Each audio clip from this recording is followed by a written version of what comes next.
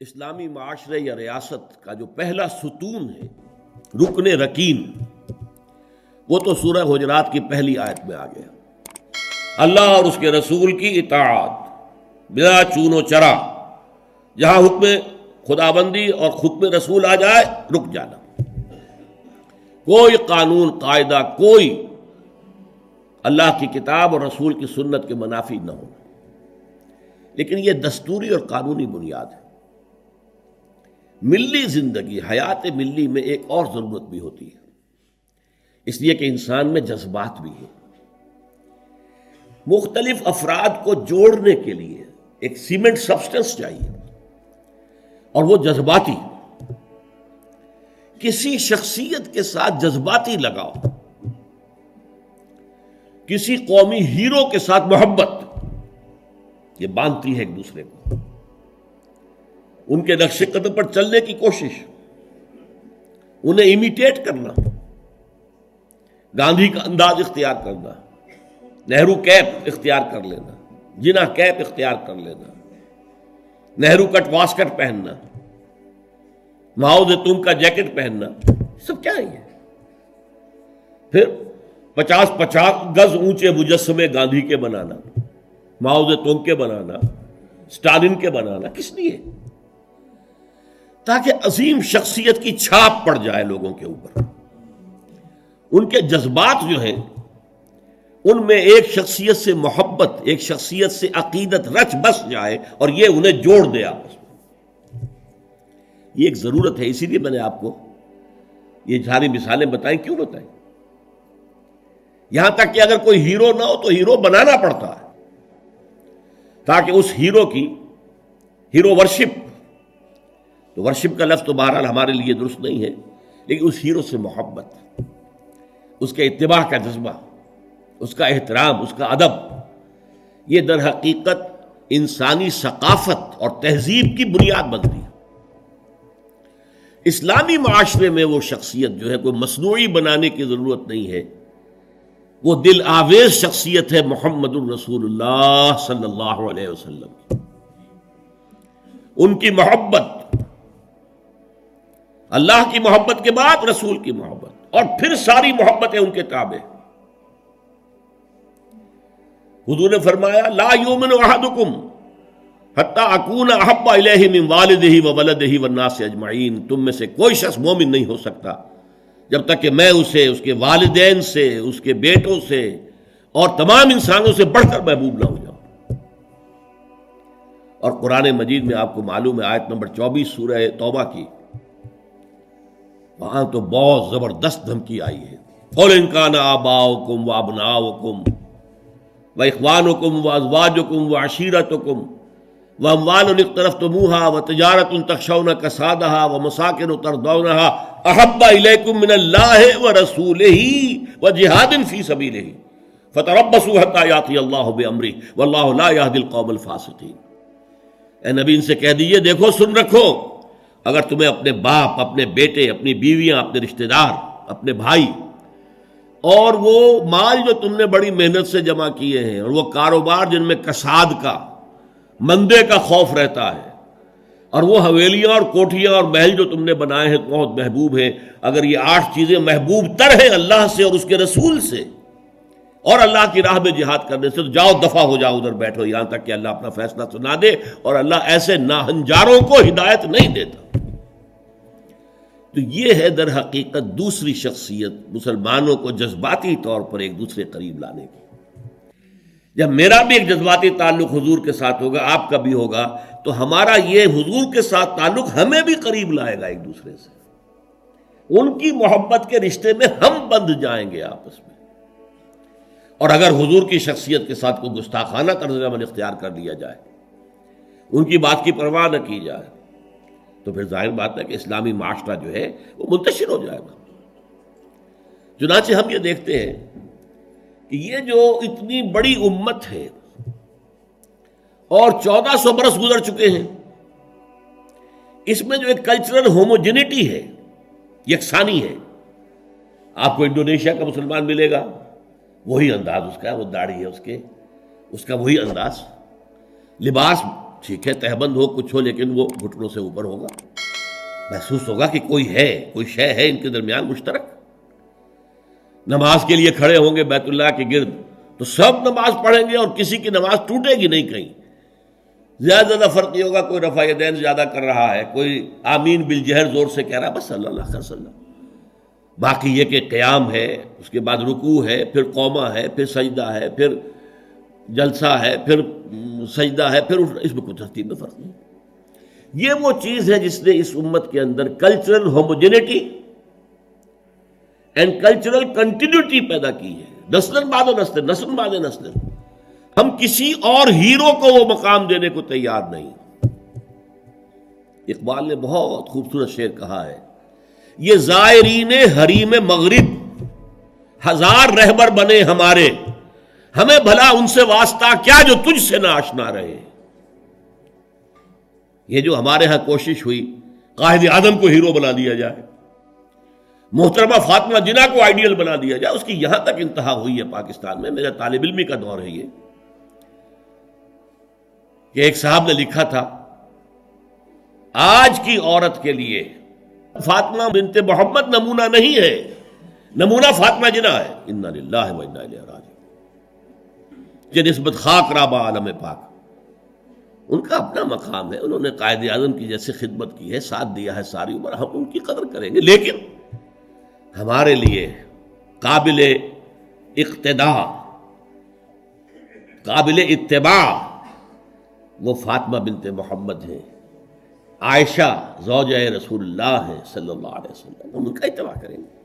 Hero ہمارے وہ ہیں۔ یہ زائرین حریم مغرب، جو مغرب کی تہذیب میں رنگے ہوئے لوگ ہیں، ہزار رہبر بنے ہمارے، ہمیں بھلا ان سے واسطہ کیا جو تجھ سے نہ آشنا رہے۔ ہمارے لیے تو در حقیقت ایک معیار ہوگا، محمد سے جو جتنا نزدیک، ہمارے دلوں میں اتنی ہی اس کی قدر و قیمت ہوگی، محبت ہوگی۔ جو جس درجے میں متبع رسول ہے، اسی درجے میں ہمارے دلوں میں اس کے لیے احترام ہوگا، ادب ہوگا، محبت ہوگا۔ اب اس میں جو رکھنے پڑ رہے تھے، اصل میں اس کے تاریخی پس منظر کو سمجھ لیجئے۔ یہ جو سورہ حجرات ہے، یہ مصحف میں سورہ فتح کے فوراً بعد ہے۔ سورہ فتح سے در حقیقت عرب میں اسلام کی فتوحات کا دائرہ شروع ہو گیا تھا۔ سورہ حدیبیہ کو بھی اللہ تعالیٰ نے فرمایا یہ بہت بڑی فتح ہے جو ہم نے تمہیں دی ہے، انا فتحنا لک فتحا مبینا۔ اگلے سال خیبر فتح ہو گیا، جو سب سے بڑا گڑھ بن گیا تھا یہودیوں کا، حجاز کے شمالی سرے پر۔ اگلے سال مکہ فتح ہو گیا، تو فتوحات کا دور شروع ہو چکا تھا۔ جب فتوحات کا دور شروع ہو گیا تو ظاہر بات ہے اب بہت سے لوگ یدخلون فی دین اللہ افواجا، چڑھتے سورج کو تو سبھی پجاری ہوتے ہیں۔ اب اسلام کا وہ دور جو تھا غریبی کا، اور اسلام جو ہے وہ کمزور تھا، ضعیف تھا، وہ دور ختم ہوا، تو وہ چڑھتے سورج کے پجاریوں کی بڑی تعداد اسلام میں داخل ہو گئی۔ لیکن ایک تو یہ ان کی دو تین چیزیں بڑی نمایاں تھیں۔ ایک تو وہ آ کر حضور پر احسان دھرتے تھے، دیکھیے ہم بغیر لڑے بھڑے اسلام لے آئے ہیں، ہم تو ایمان لے آئے ہیں۔ نمبر دو اکھڑ تھے، جو مزاج عرب کا ہے، اکھڑ، ادب اور احترام یہ ان کی لغتی میں نہیں تھی، بہت اکھڑ مزاج، قومن لدہ، قرآن مجید نے کہا جھگڑالو قوم، بڑی اکھڑ قوم۔ لہذا وہ حضور کے اس مقام کو نہیں پہچان پا رہے تھے، بس مان لیا آپ اللہ کے رسول ہیں، ہم نے مان لیا جی بس، اور کیا۔ لہذا ان سے بعض ایسی حرکتیں سرزد ہو رہی تھیں کہ جو احترام رسول کے منافی تھی، اور احترام رسول کے منافی حرکتیں ہوں گی تو ملت اور امت کے پارا پارا ہونے کا اندیشہ ہے۔ سیمنٹ سبسٹنس جو ہے جو جوڑ رہا ہے انہیں، وہ ایک تو قانون ہے، اللہ اور اس کے رسول کے احکام، یہ قانونی اور دستوری بنیاد ہو گئی، اور ایک ہے اللہ کے رسول سے محبت۔ ویسے تو محبت سب سے زیادہ اللہ سے ہونی چاہیے، لیکن ظاہر بات ہے کہ اللہ تو وراء الورا ثم وراء الورا ثم وراء الورا، اس کا تو کوئی تصور ہم کرتے ہی نہیں، کر سکتے ہی نہیں، کریں گے تو وہ شرک ہو جائے گا، کفر ہو جائے گا۔ جو بھی ذہن میں نقشہ جمائیں گے وہ اللہ تو نہیں ہے، کوئی اور شے ہے جو آپ نے بنا لی۔ می تراشت فکر ماں ہر دم خدا بندے دیگر، نیا سا نیا خدا بنا رہے۔ لیکن ایک محسوس طے کرے محسوس حضور کی شخصیت، دل آویز شخصیت، حضور میں رحمت، حضور کی شفقت، یہ تو لوگوں کے سامنے تھی نا. حضور کا اعلیٰ کردار، حضور کی پاک سیرت، یہ تو حضور کے سامنے تھی نا. لہذا اصل محبت کا مرکز جو ہے وہ ذات نبی بن جاتی ہے. از خدا، بہت پیارے الفاظ ہیں اقبال کے، اگرچہ ذرا سا اس میں تجاوز ہے. از خدا محبوب تر گردد نبی، نبی اللہ سے زیادہ محبوب ہو جاتا ہے. حالانکہ جب آپ اصول بیان کریں گے تو والذین آمنوا اشد حبا للہ، جو واقعی اہل ایمان ہے وہ شدید ترین ہوتے ہیں اللہ کی محبت میں. اور جو سورہ توبہ کی آیت میں نے آپ کو سنائی، اس میں بھی پہلے محبت خداوندی کا ذکر ہے، پھر محبت رسول کا. کہ اگر یہ 8 چیزیں احب الیکم من اللہ ورسولہ وجہاد فی سبیلہ فتربصوا حتی یاتی اللہ بامرہ واللہ لا یہدی القوم الفاسقین. لیکن اللہ تک پہنچانے والا تو محمد ہے نا ہمیں صلی اللہ علیہ وسلم. اللہ کے پیغامات دینے والا ہمیں، وہ تو اللہ کا رسول ہے نا، محمد ہے صلی اللہ علیہ وسلم. پھر ہم جو خوگرے پے کرے محسوس تھی انسان کی نظر، وہ خوگرے پے کرے محسوس محمد تو ہمیں نظر آتے ہیں. اللہ کے بارے میں تو ہم کوئی تصور نہیں کر سکتے. محمد کا کیا کردار تھا صلی اللہ علیہ وسلم اپنی بیٹیوں کے ساتھ، کیسا سلوک تھا اپنی بیویوں کے ساتھ. آپ کتنی بڑی مثال تھے سپہ سالاروں کے لیے، کتنی بڑی مثال تھے قاضی القضات لوگوں کے لیے. فیصلے کرتے تھے کہ نہیں، قاضی تھے کہ نہیں. کتنا بڑا اسوہ تھے ہیڈ آف دی اسٹیٹس کے لیے. آپ اس ریاست کے ہیڈ تھے اس وقت. کون سی حیثیت ہے جس میں ہم دیکھیں کہ وہاں پانی کو مرتا ہے اور شخصیت جو ہے اتنی عظمت والی یہاں نظر نہیں آ رہی، ہر پہلو سے عظیم ترین شخصیت. تو اس کی محبت اور اس کا اتباع کا جذبہ، اس کے لیے بھی نوٹ کر لیجئے، اللہ تعالیٰ پر بھی پہلے ہمارے لیے لازم ہے اس کی اطاعت اور دوسرے محبت. اللہ کی اطاعت اور محبت جمع کریں تو لفظ بنے گا عبادت. اللہ کی عبادت کرو. رسول کے لیے بھی اطاعت بھی اور محبت بھی، لیکن رسول کے لیے اطاعت اور محبت کو جمع کریں گے اتباع بنے گا، پیروی کرو. یعنی ایک تو ہے حضور نے حکم دیا، اس پر تو عمل کرنا ہی کرنا ہے، ورنہ تو ہم مسلمان ہی نہیں ہیں. ایک یہ ہے کہ ہم نے خود دیکھا حضور کیا کرتے ہیں، حضور چلتے کیسے ہیں، میں بھی ویسے ہی چلوں. حضور نے اپنے بٹن بند نہیں کیے تھے، میں بھی ساری عمر نہیں کروں گا. حضور فلاں سفر میں اس درخت کے نیچے سے ہو کر گزرے تھے، میں بھی ادھر سے ہو کے گزروں گا. اب یہ حضور کا حکم تو نہیں ہے نا، لیکن ایک جذبہ ہے، نقش قدم کی پیروی، اس کا نام اتباع ہے. تو جب اطاعت کے ساتھ محبت رسول کی شامل ہو جائے گی تو اس کا نام اتباع ہوگا.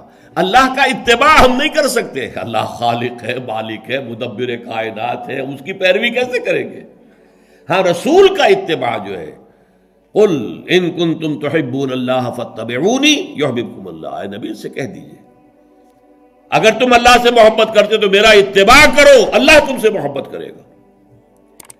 تو اللہ کے لیے اطاعت جمع محبت مساوی ہے عبادت کے، اور رسول کے لیے اطاعت جمع محبت مساوی ہے اتباع.